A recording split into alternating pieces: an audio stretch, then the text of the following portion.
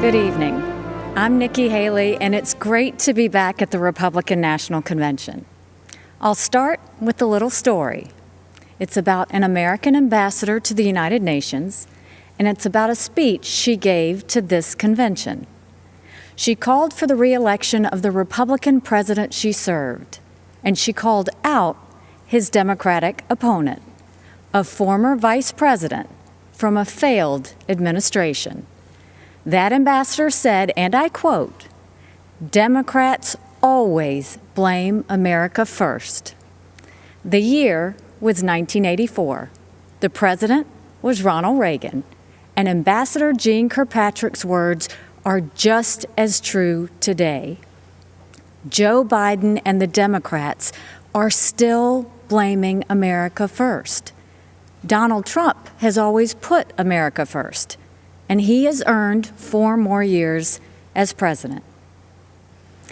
It was an honor of a lifetime to serve as the United States ambassador to the United Nations. Now, the UN is not for the faint of heart. It's a place where dictators, murderers, and thieves denounce America and then put their hands out and demand that we pay their bills. Well, President Trump put an end to all of that. With his leadership, we did what Barack Obama and Joe Biden refused to do. We stood up for America, and we stood against our enemies. Obama and Biden let North Korea threaten America. President Trump rejected that weakness, and we passed the toughest sanctions on North Korea in history. Obama and Biden let Iran get away with murder and literally sent them a plane full of cash. President Trump did the right thing and ripped up the Iran nuclear deal. Obama and Biden led the United Nations to denounce our friend and ally, Israel. President Trump moved our embassy to Jerusalem, and when the UN tried to condemn us, I was proud to cast the American veto. This president has a record of strength and success. The former vice president has a record of weakness and failure. Joe Biden is good for Iran and ISIS, great for communist China, and he's a godsend to everyone who wants America to apologize, abstain, and abandon our values. Donald Trump takes a different approach. He's tough on China, and he took on ISIS and won, and he tells the world what it needs to hear. At home, the president is the clear choice on jobs and the economy. He's moved America forward, while Joe Biden has held America back. When Joe was VP, I was governor of the great state of South Carolina. We had a pretty good run. Manufacturers of all kinds flocked to our state from overseas, creating tens of thousands of American jobs. People were referring to South Carolina as the beast of the Southeast, which I loved.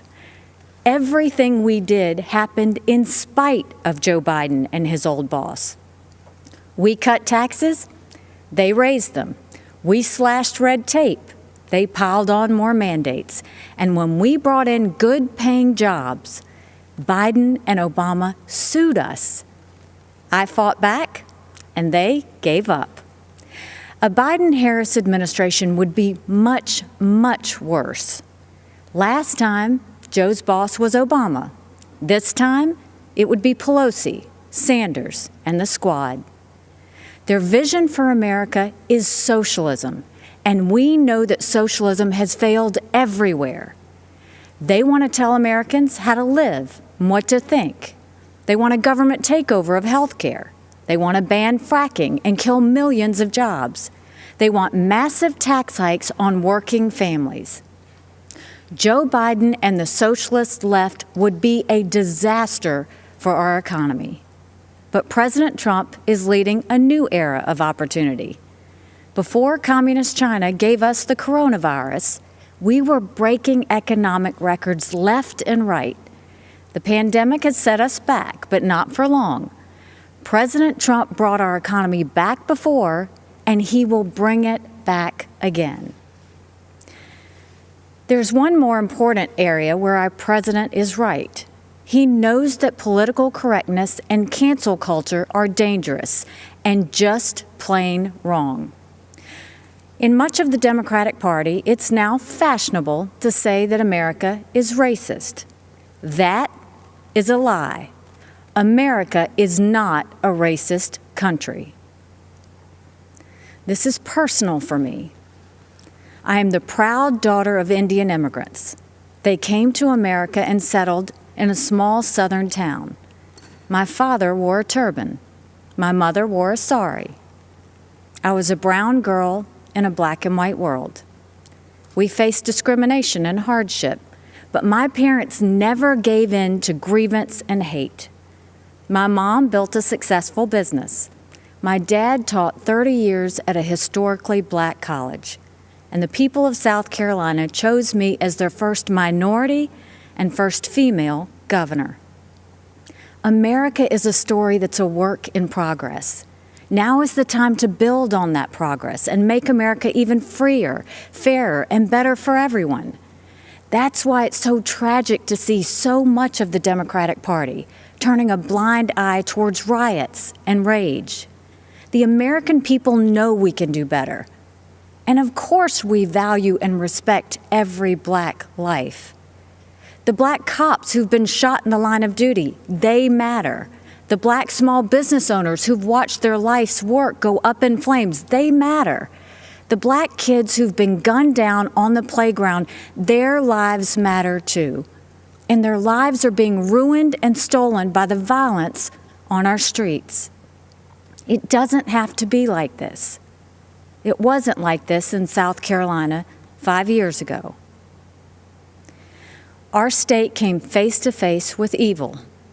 A white supremacist walked into Mother Emanuel Church during Bible study. 12 African Americans pulled up a chair and prayed with him for an hour. Then he began to shoot. After that horrific tragedy, we didn't turn against each other. We came together, black and white, Democrat and Republican. Together, we made the hard choices needed to heal and removed a divisive symbol peacefully and respectfully. What happened then should give us hope now. America isn't perfect, but the principles we hold dear are perfect. If there's one thing I've learned, it's that even on our worst day, we are blessed to live in America. It's time to keep that blessing alive for the next generation. This president and this party are committed to that noble task. We seek a nation that rises together, not falls apart in anarchy and anger. We know that the only way to overcome America's challenges is to embrace America's strengths. We are striving to reach a brighter future where every child goes to a world-class school chosen by their parents, where every family lives in a safe community with good jobs, where every entrepreneur has the freedom to achieve and inspire, where every believer can worship without fear and every life is protected, where every girl and boy, every woman and man of every race and religion has the best shot at the best life. In this election, we must choose the only candidate who has and who will continue delivering on that vision.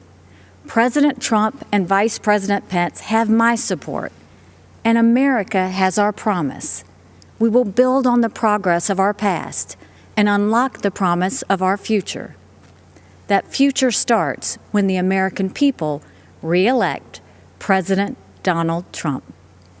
Thank you, good night, and may God always bless America.